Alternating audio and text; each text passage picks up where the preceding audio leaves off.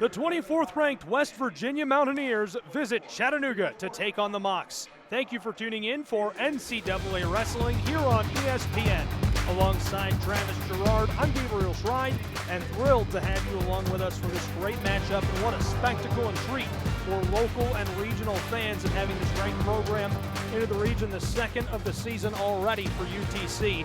The Mountaineers have done very well to this point in duels. They are 6-1 on the year in this non-conference duel against the Mocs. WVU enters their second of 4 consecutive road duels in 5 days, just removed from a 24-11 victory over number 21 Pittsburgh and the Panthers, and that's what helped launch this program into the NWCA Top 25 for the first time since midway through the 15-16 season. Here's a look at our projected lineup tonight, and Travis, we'll be getting underway with the 157-pound match, and it's going to be a great one. We'll see so many talented wrestlers here tonight. Yeah, West Virginia is loaded with ranked guys. The key match I'm looking forward to is at 184 between Waddell and Carmen. They both met last year when these two teams met up, with Waddell getting a 4-0 win. You know, he's going to look to do the same, and Mocs are going to need that if they're going to want to pull out the dual meet. Fantastic. Can't wait to see this get underway. Here is head coach Tim Flynn of West Virginia, the Mountaineers, in his 5th season. He's generated 3 All-Americans and 13 NCAA tournament qualifiers in his time at the helm of the program. Here's Kyle Rochelle, head coach of the Mocs and Chattanooga. He is in his 5th season as well. Came to the Scenic City as an assistant in June of 2018 from Wisconsin. So we're getting started here. 157 pounds. Lincoln Heck for Chattanooga and the Mocs. He's 8-6 on the season. The sophomore named to the SoCon All-Freshman team last season. Duking it out with number 29, Alex Hornfeck, also 157 pounds, 11-4 on the season. The redshirt senior, 7th place finisher at the Big 12 Championship last season. Yeah, Hornfeck's in on a leg there. Heck does a great job of battling out of position there. You know, one of the keys here to this match, you're wrestling somebody with this much length. You know, you want to do what you can to avoid being underneath. You know, not giving up takedowns. Try to get an early takedown so that you don't have to, you know, get forced into choosing bottom in the 2nd period or 3rd period. Giving up that riding time. You know, Hornfeck is phenomenal on top. He's going to run that claw ride. He's going to tie up the ankles, make it difficult to get out and pick up that riding time. So, you know, Heck needs to really focus on trying to get at least one takedown here in the 1st period so that, you know, he has that option and not going down. You know, Chattanooga's got choice here going into the 2nd period, so, you know, he'll be able to defer and be able to make that decision in the 3rd period based on how these first 2 go. But a little bit of feeling out period here. We're generally going to see that. I like it when duels start, you know, in the middle and not that traditional 125. I mean, it can make for some fun stuff, but, you know, when you start out with those middle guys, it just kind of adds a little different flavor to the duel. Absolutely. Already halfway through this 1st period of action in match number 1 in the 157 class. Both these guys are keeping distance. We're not seeing too much in the way of ties here, hand fighting. They're you know, they're kind of a loose ties. That keeps dropping down a little bit lower in level. He doesn't want to get tangled up too much in those legs. But again, not a whole lot in the way of hand fighting and setups. It just makes it, at this level, just makes it so difficult to get a takedown. You know, if you're not opening angles. Right there, he just goes right into the defense, the hips of Hornfeck. He needs to keep both hands on that one leg, pull it in tight. He's not really moving much, pops his head out. Hornfeck's trying to sit the corner. Looking for danger situation. Now they're in an exact opposite position. Hornfeck's going to start trying to pull that leg in. Heck wants to keep his hips down. He needs a little bit more hip pressure if he's going to try to circle. And there's a stalemate. Hornfeck had a little bit different grip there, but, you know, with the length that he has, he's able to keep a hold of Heck's leg and not allow for any kind of circles or go behind or any points there. Just under 30 seconds to go here in this 1st period. Low single attempt from Hornfeck. He's working his way up. He's got both legs tied up. This is a little bit dangerous position here. 17 seconds left. Hornfeck's Heck's trying to stuff the head and not let him pop his head out. If Hornfeck gets his head out in the next 9 seconds, you're going to have a takedown here. Heck is just hanging on. Now he switches to a whizzer. He's able to survive. That was a dicey situation there to end the period. Great first period of action. No points either way there for Heck or Hornfeck. Heck went ahead and deferred, so Hornfeck's going to go down now. This is where, building up a little bit of riding time. We know the Hornfeck's good on top. Building up a little bit of riding time, giving yourself a little bit more time to get out is important here for Heck. Not much movement off the whistle for Hornfeck. Now he builds up to his feet, ties up the hands, and there's the out. Both guys from Pennsylvania. Heck is from West Wyoming. Alex Hornfeck is from Mars, Pennsylvania. So Heck was only able to build up about 9 seconds of riding time there, which definitely plays into the strategy of how this second period is going to play out. Hornfeck's going to be good on top, and he's going to try to pick up that riding time point. So Heck really needs to kind of pick up the pace here to try to get a takedown in this period to give himself more options going into the third period. And if Hornfeck's able to get a takedown, then it pretty much tells you you're going to have to go down in the third, or you're going to have to pick up 2 takedowns in the third period if you choose neutral. Halfway through period 2 already, Hornfeck holding that single point advantage. He's keeping Heck out. He goes for another low single. Nothing there. Good defense there. Good sprawl. Heck just can't really get close enough to get a good leg attack off, really. He needs to work out of this sort of tie to give himself a short enough space to attack from. With the length of Hornfeck, it's going to be real hard to penetrate any kind of defense here from distance. Referees warning the guys about hands to the face. 30 seconds. Hornfeck's he's got to like the position that he's in right now. Up by 1, knowing that Heck's got a big decision going into the third. Do you put Hornfeck in his really his best position, put him on top, let him ride? There's a deep double leg. Elevates. He's got to step over the leg. He's got both legs. That's going to be a takedown. There it is. Beautiful play right there. You're going to see a challenge here.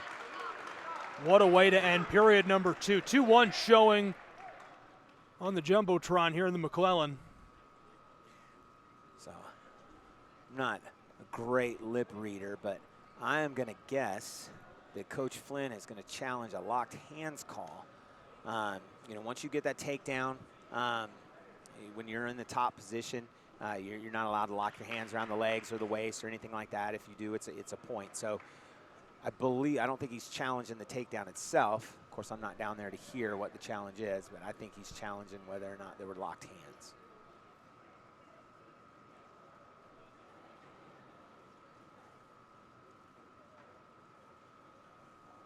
Big momentum swing on the line here as well. If they were to win that challenge, obviously that's going to suck a lot of wind out of you.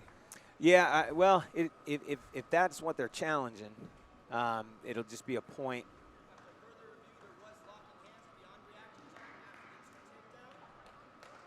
Okay, so he won the challenge, so he gets his brick back. It's going to be 1 point. 1 point to red. So we're going to be tied going into the third period.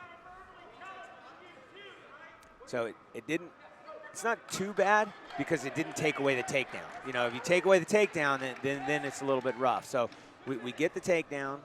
We got 14 seconds of riding time going into the third period. So essentially, he's got 1 minute and 13 seconds to get an escape. If he doesn't, then we're going to be into. There's that claw ride. Granby's trying to Granby out. He's got to clear his ankles when he does that Granby. Otherwise, it's real easy to follow. He puts the leg in.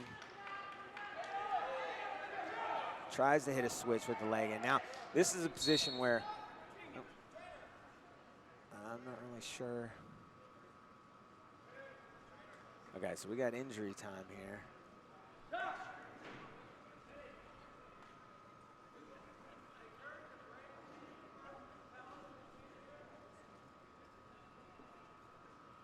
Looks like lower leg, ankle, knee injury. So this will definitely change the strategy here, because now in college wrestling, when an opponent has injury time, the other wrestler gets choice after injury time. So Hornfeck will get choice. If he wants to go down, he'll be able to go down. If he wants to go neutral, he can go neutral. If he wants to stay on top, he can stay on top. And Hornfeck's going to choose down. So now he's going to, obviously, if he gets an escape, then he's got a point. Heck's going to try to ride him out, get his riding time up to a minute. If not, he's going to have to, get another takedown like he did at the end of the second period. Forward pressure from Heck on top. Quad pod up for Hornfeck. He's got wrist control, and now he's out. Under 90 seconds to go here in period 3. So Heck needs to, use kind of what he did in the end of the second period. He needs to get that in deep on a double leg, not worry about the single leg, not worry about getting tied up into leg passes and all that stuff. He needs to pull the trigger on a double leg takedown. That's what worked. He's just got to be able to get close. Hornfeck on the flip side is keeping his level low, dropping down to a knee, going in on a shot. This is going to waste a lot of time. There's going to be either a takedown, and now he's out. Great job there, anticipating what Hornfeck was going to do, getting the escape, not allowing it to stay on the mat for too long, giving him less time to get a takedown of his own for Heck. Goes in for a sweep there, doesn't connect with the legs. No stalling calls, no riding time, so this is going to come down to a takedown or not. He's banging on the head. Under 30 seconds to go, we got to pull the trigger. Chattanooga fans are going to start demanding a stall. Not really sure what that was. Never seen that set up before. Under 15, got to penetrate the hands. He's just too far out, and he's not able to penetrate the defense of Hornfeck. Hornfeck's in the front headlock, going to be able to tie this up until the horn rings. What a third period as well here in this 157-pound matchup between Heck and Hornfeck. Travis, a great start. Yeah, it was a good match. It's unfortunate when a legitimate injury causes a situation like that. The rule was put in place a few years ago so that people weren't using injury time to rest and things like that. The drawback is, and when it's a legitimate, there was no rest time there. It was legitimate, lower leg injury, needed injury time, and so that ended up impacting the match. Hornfeck taking the win. Number 29 continues his great season, rising to 12-4, and now 165-pounders making their way onto the mat. Number 12, Peyton Hall, 15-2 on the year, the junior from Chester, West Virginia. Battled it out at Oak Glen High in prep. Going up against Thomas Sell right here for Chattanooga and the Mocs. He's 4-6 on the year. The junior is local to Chattanooga, Tennessee. Went to the McCauley School right here. Yes, Sell, he spent a little bit of the time earlier in the year up at 174 pounds. He's only been down at 165 for a little while now. So this is a great opportunity for him to go up against one of the contenders for All-American status in the country in Peyton Hall. Hall is an outstanding wrestler. He's been there.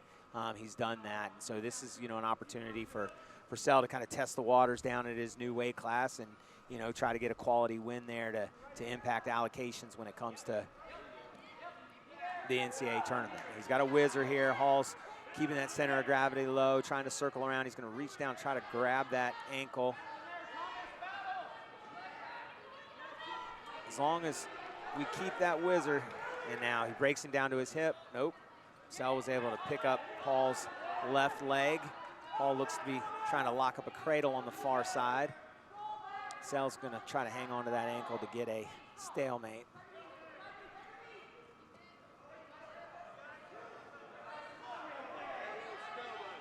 Just about halfway through period number 1 in this second match of the evening. Team score is 3-0 in favor of the Mountaineers. All right, so Hall was able to hook that near leg, get enough of his leg free from the grip of Sell to give up the takedown. You talked about Peyton Hall, his chances this year to just have an excellent season, and he's already so decorated throughout the course of his career. U23 men's freestyle WTT All-American, runner-up at the U23 World Team Trials at 163 pounds. He's been electric from the get. Yeah, I remember getting my eyes on him for the first time last year at the Scuffle, and seeing how well he did there. And you know, he is a superb wrestler. You know, as evidenced by the number 12 ranking in the country. And he, like I said, he's definitely one of those guys in contender status for All-American this year over in Tulsa. He's been great for so long, too. Top 35 recruit out of Oak Glen High. Racked up 179 wins in high school. Just putting on a little bit of a ride here. Try to get that riding time up over a minute. Got that near wrist, covering the hips. Every time Sell starts to get based up, Hall just breaks him right back down to his belly. He's got that wing in on the right side. He's putting the pressure over here towards the left side, looking maybe for a tilt. As long as Sell's got that left hip down, he's going to try to tilt to this side. When he comes up like that, now you might see him start to try to go back to the other side. Time coming to a close quickly here in this first period. Good first period for Hall so far. He's got his riding time up over a minute. You know, Sell looks to be just kind of trying to survive the period right now. Regroup as we go into the second. 2 points for Peyton Hall in period number 1. Looking really good. Now, how can Sell bounce back from the success of Hall in period 1? You know, what do you do? Well, he chose bottom here to start the second, minute 32. It'll be interesting to see what Hall does. Is Hall going to try to ride him out the period, or is he going to cut him? So the first thing for Sell, he's got to get to his feet. You know, the easiest way to kind of dictate what the top man's doing, get to your feet, and then you'll see if he's going to cut you free or if he's going to try to mat return. Sell wasn't able to get up to his feet. Now he's broken down on his belly again, but everything starts with getting off bottom. You know, he's got to get up to his feet. Hall can ride all day long, you know, until Sell gets up to his feet. Now you see, oh, he drops down to a single leg. Puts his hands down to get the count, trying to get a stall, but now he's back in the base position, and he's got to come back up. It's pretty evident. I doubt Hall's going to try to just kick him free and go takedowns here, so Sell's got to work to get to his feet. Thomas Sell, he's had a great collegiate career so far. Transferred back from Wabash College in Crawfordsville, Indiana, to home here in Chattanooga. He went 11-2 in 1 year there. Hall goes optional start. He's got a minute 15 to get this takedown to make it worth that optional start. A little bit of a surprise there, but if he gets a takedown here, it's all for. Everything's all right. Great defense there by Sell. He's able to get his legs back. Hall still on the pressure. Front headlock. Goes for a cradle. Sell didn't really do a whole lot to try to counter the go behind there. And now Hall's starting to pour it on. And this is kind of what you would expect out of a guy, you know, as highly ranked as Hall. You know, get his takedowns, you know, work his stuff. Having a 4-point lead going into the third period, he's probably going to pick down. He's got riding time. You know, that means he needs an escape and a couple of takedowns in the third to get that major decision. Under 30 left to go here in period 2, and as he just said, 6-2 the tally on points. That's chicken wing turns him. Short time here. Sell really needs to fight this with such short time, not give up the big bonus here on the pin. And there it is. There's the pin by Hall. That's, you know, Chattanooga really need to try to avoid those big bonus points out of the heavy hitters from West Virginia and Cardinal and Peyton Hall, and Sell wasn't able to do it there.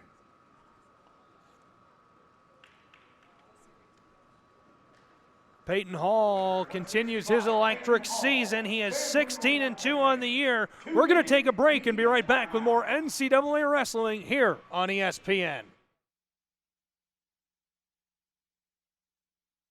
At First Bank, we know big wins don't just happen under Friday night lights. They happen by Saturday night candlelight. At First Light. Or when keeping the lights on late. They happen any time that makes their eyes light up. Because it's your wins that make our communities shine. See community banking in a different light. Caution, did you know Geico could save you hundreds on car insurance and a whole lot more? So what are you waiting for? Hip Hop Group Tag Team to help you plan dessert? French vanilla, rocky road, chocolate peanut butter cookie dough. Scoop, there it is. Scoop, there it is. Scoop, there it is. Scoop, there it is. Scoop, shakalaka, shakalaka, shakalaka, shaka. Scoop, shakalaka, shakalaka, shakalaka. Geico. Switch today and see all the ways you could save. There will always be bumps in the road, but we got guts, America. We got freedom. We got power. We got future. So let's drive up and make the future we want to see together. Because your new Ford vehicle is just the start of a journey. So stop by your Ford dealer today and choose one of the thousands of new Ford trucks and SUVs ready for delivery. We've been building this country for 119 years, but we're just getting started. Lately, the corporal doesn't always report for duty. Men's health problems aren't easy to talk about, but it may help to know that it's not just you. Erectile dysfunction affects millions of men and their partners, so the experts at Erlanger Urology make it easy to talk and offer the latest treatments to help you feel great again. To learn more, visit itsnotjustyou.com. Erlanger Urology. Welcome back inside of the McClellan Gymnasium. It's NCAA Wrestling here on ESPN. Gabriel Schray here alongside Travis Gerard. Thanks for being with us. Team lead jumped out to 9 points here early after 2 bouts. West Virginia looking good, and we're about to get our 174 match. Yeah, this is one of those matches that Chattanooga coaching staff had to have circled as this is the must-win for us. You know, you got your one of your higher-ranked guys coming out against an unranked guy. This is one that Chattanooga's got to have if they want to stay competitive in the duel. Number 14, Rocky Jordan, representing Chattanooga and the Mocs. The junior is 8-1 on the year. He's a native of St. Paris, Ohio. Played at St. Paris Graham High School. Transferred this summer to UTC from Ohio State. Yeah, he drops down on a single leg. Is able to sit him down to his hip, get the quick takedown. You get a takedown that early, and the first thing you want to look for is, are they going to try to turn, get a little bit of riding time, going to set him up to his feet, try to get another takedown. You got Joel down on his belly here, so we're going to try to get some back points, maybe a little bit of riding time built up. But if he doesn't get a turn here in the next 15 to 20 seconds, I expect him to kind of kick him out, give him that escape, and try to work for another takedown. Scott Joel, a senior from Belle Vernon, Pennsylvania. He's 8-6 on the season for West Virginia. Coach Rochelle's trying to get his intention here. He's putting on a little bit of a ride. Has wrist control. Joel hasn't really attempted to get up to his feet yet. Sitting on that near ankle, making it difficult to really move too much. But not really in danger of going to his back yet either. Now he's on inside wrist, but he's still got that inner leg hooked pretty good, so not really sure where he's going. Oh, looking for a tilt. Definitely got a 2 count there. Rolls through, stays on top, goes out of bounds. So 2 near fall there. Jordan up 4-0 already on points. Minute 25 to go. I'd be surprised if we see something similar to what Hall did in the last match. If Joel gets up to his feet, Jordan kick him out, try to get another takedown here before the second period. Switch attempt. Jordan's able to catch the hips and then chop down that near arm, get him flat on his belly again. Looks to be trying to work that 2-on-1. Again, go for another tilt here. Riding time's approaching 2 minutes, which is always nice to have in your back pocket. 60 seconds left to go here in period 1. Just keeps working over that inside wrist, trying to get that 2-on-1 pretty tight.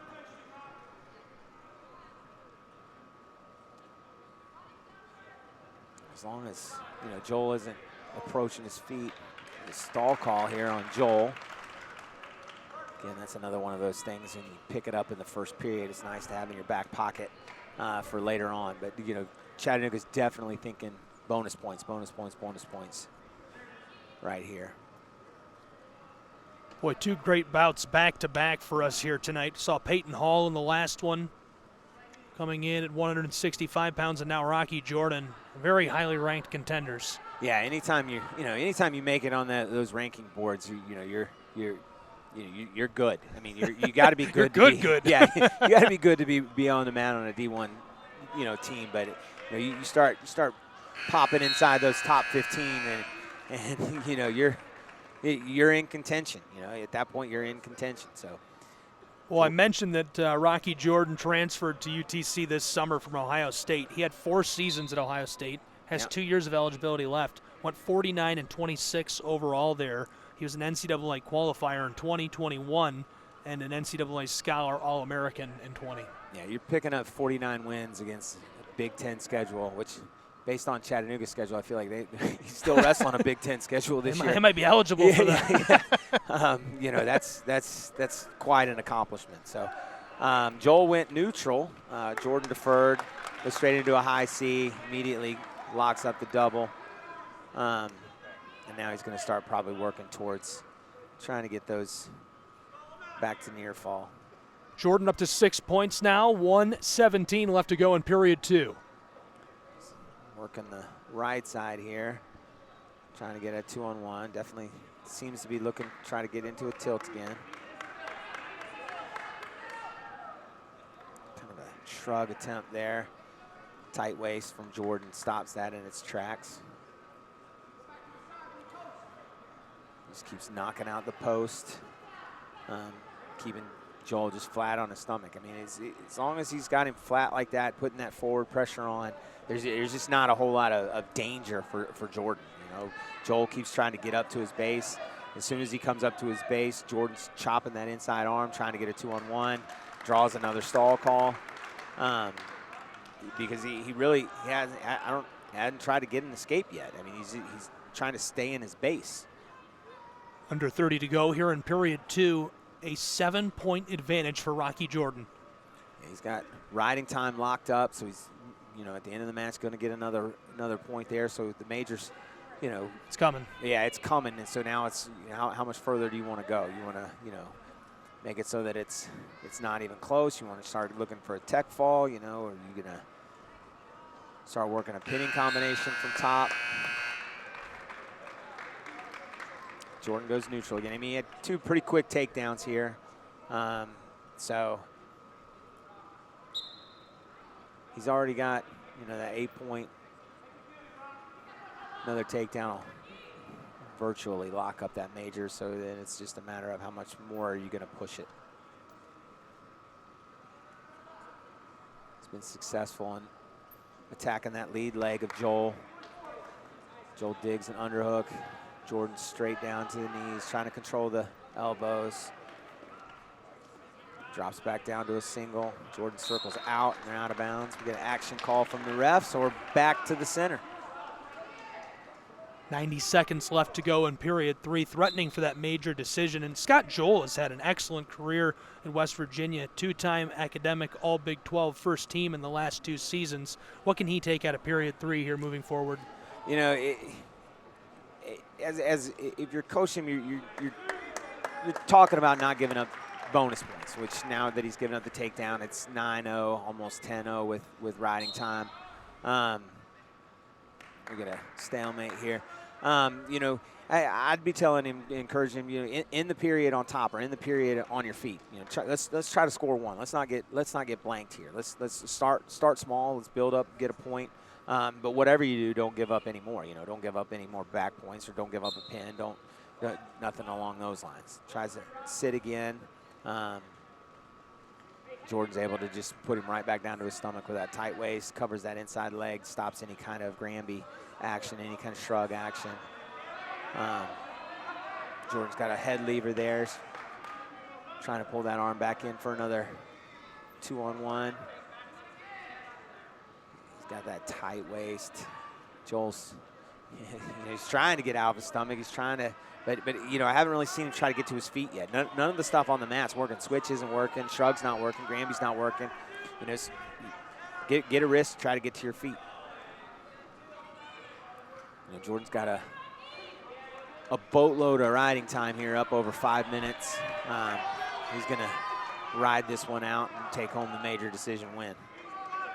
Just 12 seconds left to go. Rocky Jordan with an impressive showing at 174 pounds, continuing his electric season, Travis.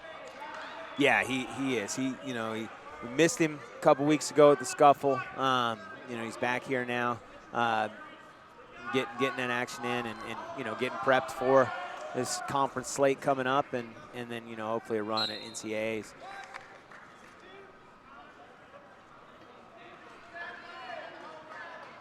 And there you have it, the major decision for Rocky Jordan in the Chattanooga Mocs.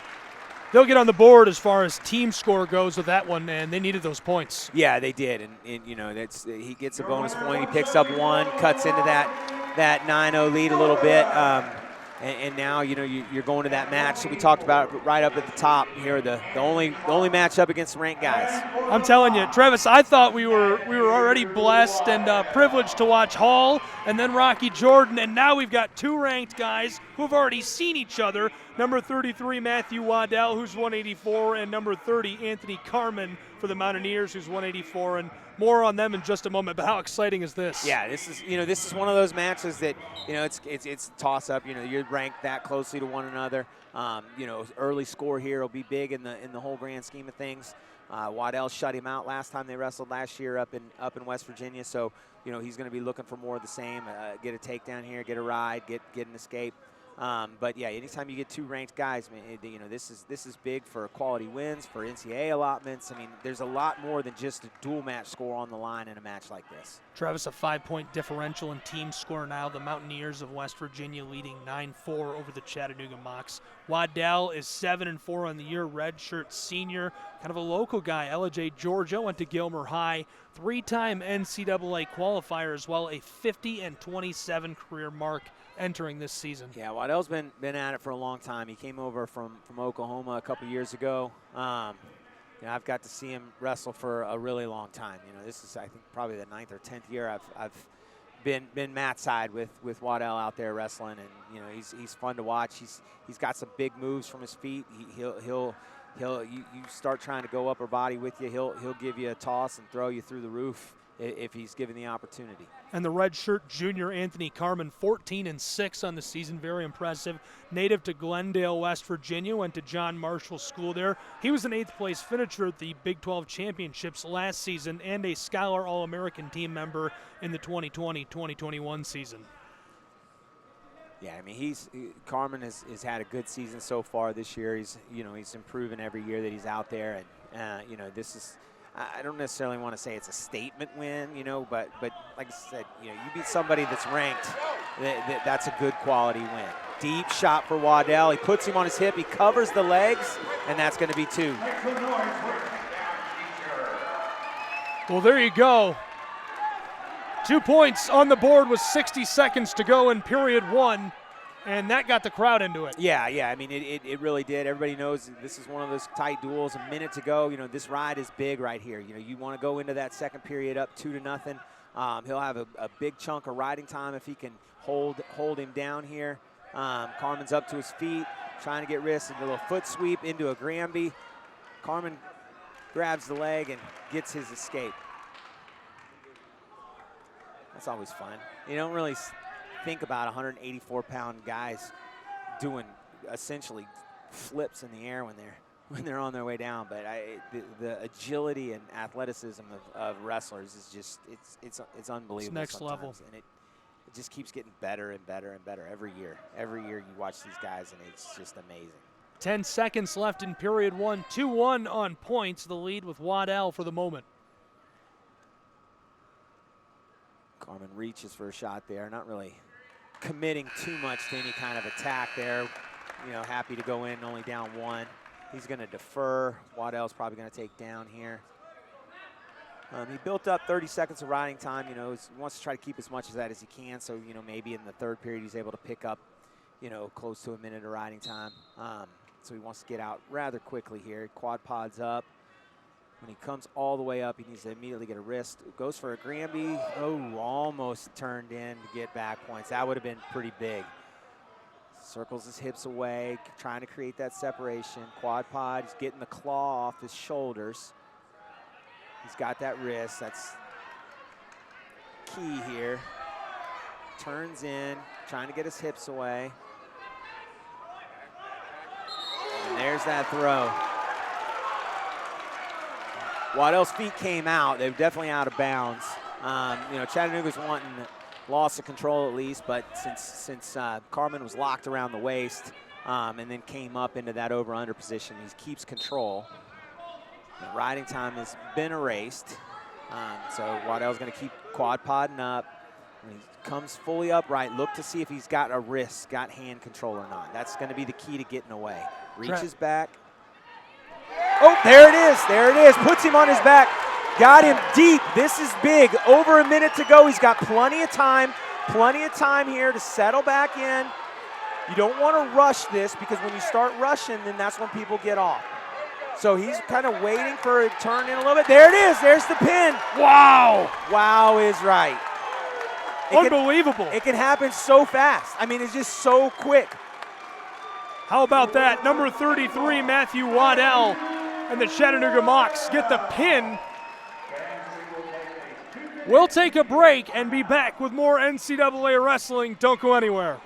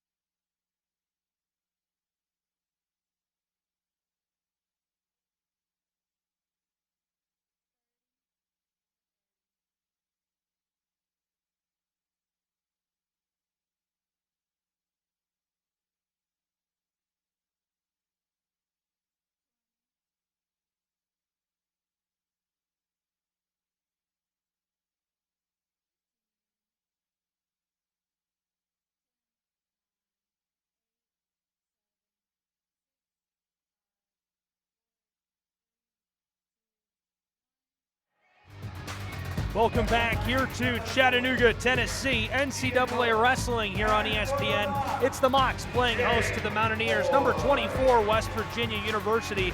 And we're about to get the 197-pounders. Jake Boyd making his way onto the mat now to duke it out with Ian Bush. Going to be a great one here, and more on that in a moment. But how about that electric pin before the break, Travis? Anthony Carmen and Matthew Waddell, and Waddell took him down. Yeah, I mean, Waddell, like I said early on, he can go big at any time. And he turned in, coming up off that escape, ended up basically reaching back and hipping him over, putting Carmen on his back and securing the pin, which, you know, in the grand scheme of things, the outcome of this duel is exactly what Chattanooga needed. That's the toss-up match.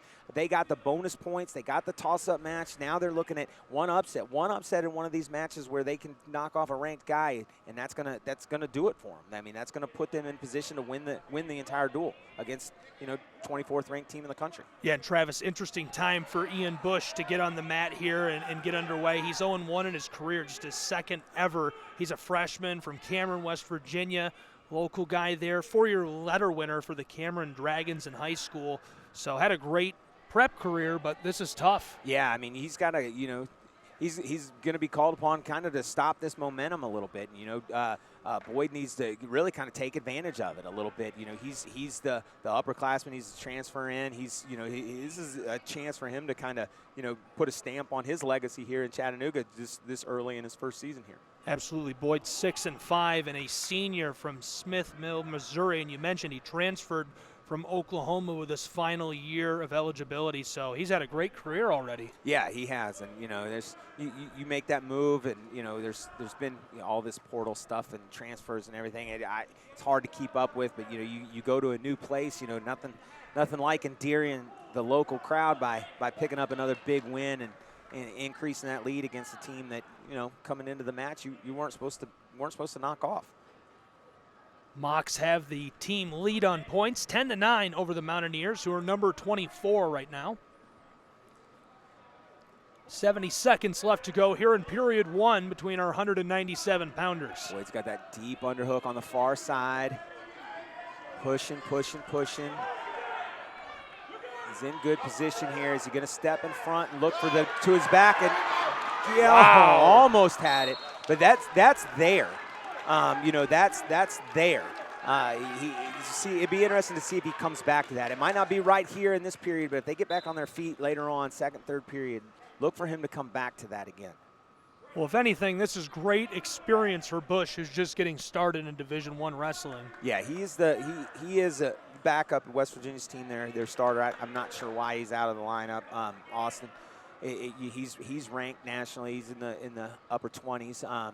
You know, so sometimes it's a long, grueling season. Absolutely. Guys need these breaks. Got little nicks, bumps, bruises. You know, all of this stuff. These duels, as much fun as they are for fans. You know, a lot of these teams and programs and coaches gear everything towards March. Now, Travis, he's not entirely green. He's a two-time state champion in West Virginia. But, you know, how does that level of experience translate to Division I? You know, I can't really speak to other sports. And you know, you see these, and you're going to see it in any sport, these true freshmen coming in and, you know, getting playing time right away. When you look at wrestling, number one, it's a lot different for a 133-pound true freshman to come in and start right away and be successful, as opposed to a 197-pounder. You know, a 197-pound 19-year-old against a 197 22, 23-year-old is a lot different. So you know, that first thing when you're looking at that true freshman, you're looking at that weight. You know, the upper weights. You don't see those true freshmen be that successful early on simply because he's grown men that have been doing this a long time. So, you know, you got that to factor in, but it's a big jump.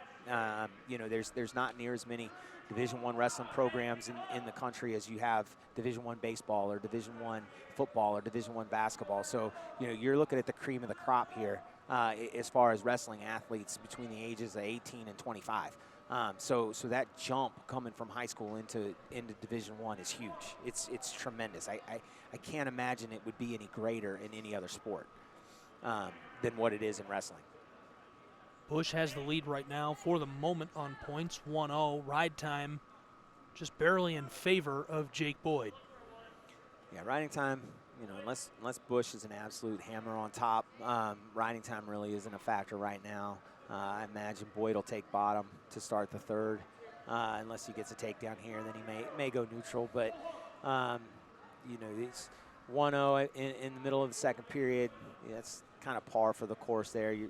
It's kind of how a match gets scripted a little bit when there's no takedowns.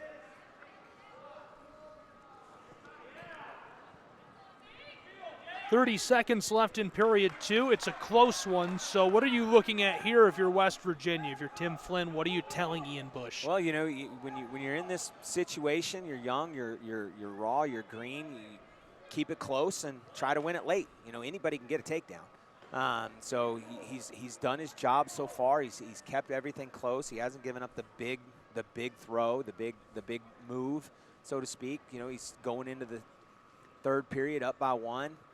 You know, you've got to figure you're probably going to spend most of the third period on their feet. Boyd's probably going to go down here. He does. He'll get an escape here. You know, you're going to try to ride him a little bit, but eventually Boyd's going to get an escape. It's going to be 1-1, and now it's down to 1 takedown.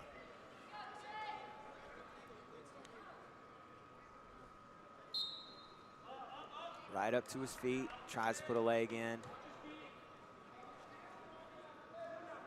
Boyd gets the wrist, and there it is.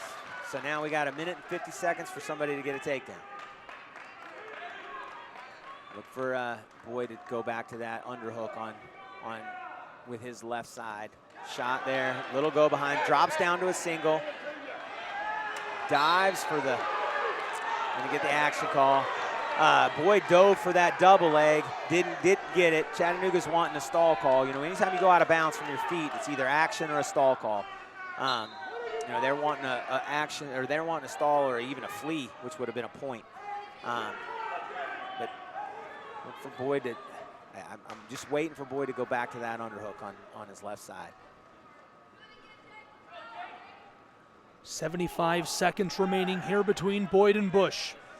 Got that underhook. Bush is doing a good job of not letting him get it as deep as he got it in the first period.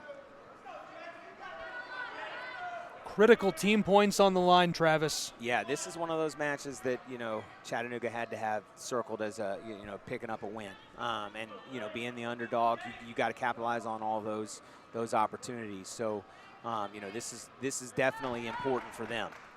More important for them than West Virginia, even though, you know, West Virginia would like to have it, give them some more breathing room. But, you know, Chattanooga coming into the match, you had to have this match circled as almost like a must win.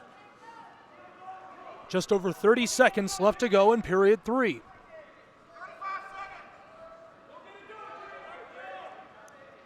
this is definitely shaping up for, you know, kind of the best West Virginia could have hoped for. You know, keeping it close, you know, bring it down to one move. You know, so it's either going to be, you know, 2 even guys and somebody's going to come out on top, or you're going to see, you know, Boyd get a savvy veteran takedown. Or, you know, but either way, it's, you know, it's going to come down 2-minute overtime. May go to right outs. Shot attempt right at the very end, way too far away. Bush got lucky there, to be honest. You know, way too far out on that shot, enabled Boyd to get sprawl into a front headlock and potential go behind. He wasn't able to complete it, but now we go to overtime. So sudden victory, first point wins. There you go, 2 minutes to find a winner. The senior and the freshman, Boyd for Chattanooga and the Mocs with all the experience. Bush, the rookie for West Virginia and the Mountaineers.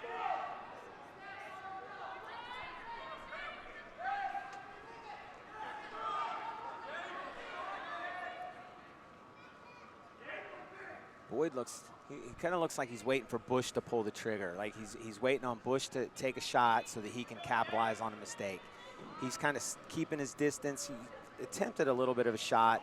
Bush was able to kind of block it off and not let him get any kind of penetration, but it almost seems like Boyd is just waiting for a mistake from Bush. And there we go. Took us a while, but we finally got our first blood.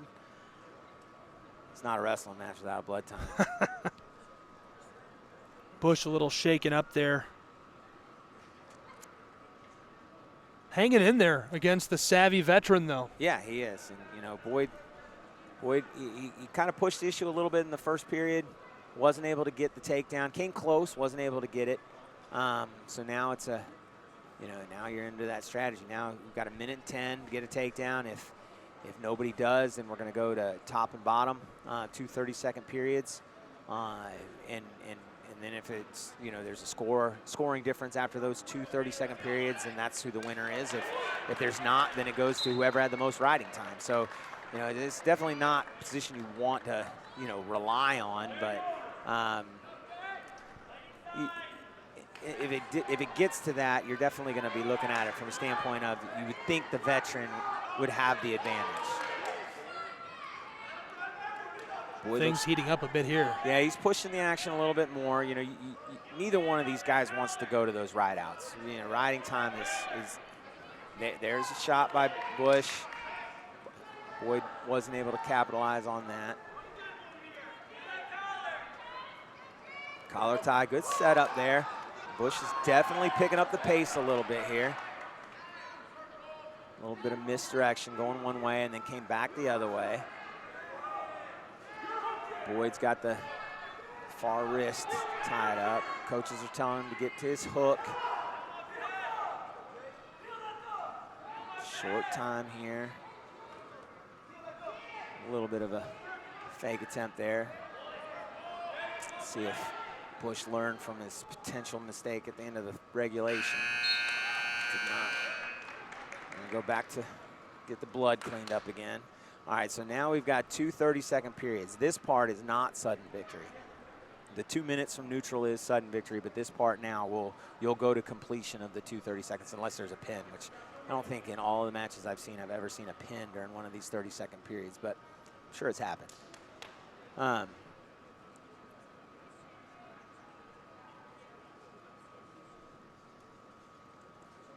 they are taping up Boyd's shoe, probably a blowout. Sometimes your toe, you know, wrestlers are weird. They find that pair of shoes they like, and they're not changing them for anything. And so you know, you kind of run into some shoes that have seen some wear and tear. Sometimes they just need a little bit of tape. All right, so Boyd goes down. Again, he's got 30 seconds here on bottom. You know, Bush he obviously wants to keep him down and ride him. Boyd wants to get out as fast as possible because, again, after these 2 30-second periods, it goes to riding time. And that's good. There you That's go. 2 seconds. Crucial team points on the line. Yeah, so 2 seconds, Boyd is up and out. Now, you know, you can't give up a takedown here. You'd like to get one, but you can't give one up.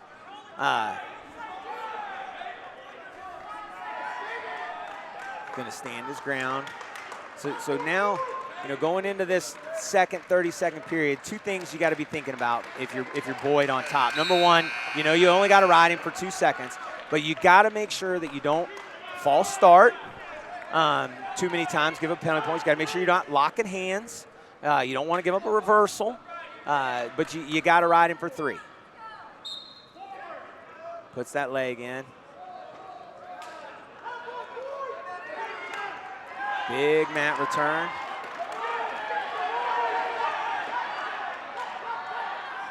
Crowd getting into it here. There. 15 seconds left. Okay, there's the escape. Now they're telling him hold his center. Now all he wants to do is hold center. As long as it stays tied, Boyd's going to win based on 11 seconds of riding time. He hasn't given up a stall call, so just don't give up. Now he can run. And there it is. What about between Boyd and Bush? Jake Boyd gets the win for Chattanooga and the Mocs, and Bush hung in there until the very last second, Travis. Yeah, impressive performance, you know, from the true freshman in a tough spot against a veteran.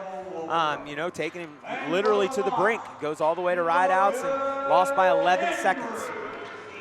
Well, here we go. Logan Andrew, 285-pound sophomore, 5-9 on the year, making his way onto the mat. Winter Park, Florida native. Lake Highland Prep, qualified in 2020, 2021 for the NCAA tourney at large. Number 28, Michael Wolfram, his opponent, 13-6 for the Mountaineers this season. Red Shoot Jr. from York, Pennsylvania, went to York Central High. He was a 7th place finisher for the 2nd straight year at the Big 12 Championship last season. He's electric. Yeah, he is tough. You know, obviously we've said it numerous times. You crack that board of the rankings, you know, you're pretty daggum good. I look at this as one of those matches that's a huge opportunity for Logan Andrew. You know, like we said, he was a national qualifier 2 years ago at a weight class below. But you know, this gives him a chance to get one of those big quality wins. You know, obviously he's probably, haven't seen the weigh-in sheets, but, he's coming up from 97 2 years ago. He doesn't weigh that now, but, Wolfgram looks to have a good bit of size here. Going to have that power, so, Logan Andrew, he needs to stay out from underneath, hit sweep singles, get out to the side, push pull, uses a little bit of savviness to stay out from underneath, which, anytime you got heavyweights, you never want to be underneath 260 pounds. Great shot there by Wolfgram, puts him on his hip and gets a quick 2. That's a big man, lots of size and power. So with team points at 13-9, the Mocs holding a 4-point advantage over number 24 West Virginia. How crucial does this bout between these two become? It's not really a must-win, so to speak, for Chattanooga. It's one of those matches that, coming into the duel, you think that they've got a shot at getting an upset here. If you're looking at just rankings, they've got to pick up an upset somewhere. This is one of those opportunities for them to get one. Andrew's coming off of a pretty impressive run at the Scuffle, so if you can continue that, this is one of those matches they may be able to pick up. So it's not necessarily a must-win for them, but it's one that they have an opportunity to get. What they must do for Chattanooga's sake, they must avoid bonus here. They can't give up bonus in this situation. Another quick takedown. Andrew kind of went for a shot, and when Wolfgram sprawled out, got to his feet quick, was able to reattack, snatch up that single leg, get another quick takedown to take a 3-point lead and continue building that riding time. Yeah, and Wolfgram, we're just over halfway through period 1, coming up with those points quickly here. Yeah, you're starting to get into that. You're starting to get into that range where, you can start looking for potential bonus points moving forward. Anytime you got a 3-4 point lead going into the second period, that major decision is definitely on the table. Andrew's able to get away, cut it to 2. So takedown here would tie it up. Wolfgram's got that 57 seconds of riding time sitting there. So, that's there. It's just Wolfgram is so quick on his reattacks. Andrew's got to be careful. If he's going to commit to an attack, he's got to make sure he gets to the legs and gets a hold of them so that he doesn't face that reattack. Snap down right into a reattack. See how quick he is to come back at the legs? Wow. That's impressive. That's an impressive motor. But that's exactly how he's gotten all 3 of his takedowns. He's getting Andrew moving, getting him sprawling, and before he can get back to react, and Wolfgram's in on a double leg.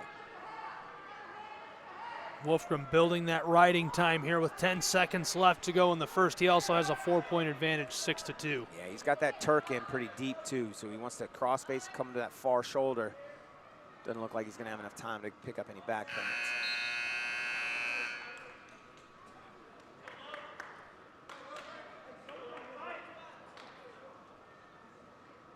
Period 1 in the books, and so far it looks like it's all Wolfgram to me. Yeah, it is.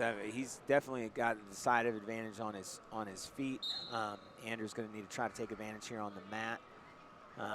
Wolfgram quad podding up, drops to a cradle, doesn't get it, and now we're right back in Wolfgram's wheelhouse here. Just watch how quick he is to reattack. He's getting that reaction out of Andrew, and then he's immediately in on a reattack and getting deep. There it is again. He's getting that reaction. He's tapping the head, getting Andrew to pull back just a little bit, opening up those legs, and he's immediately in on a double. It's a masterful combination of speed and power, isn't it? It is. I'd never realized. I've seen Wolfgram wrestle a couple of matches before, but I didn't realize he was as quick as he is. That's quick.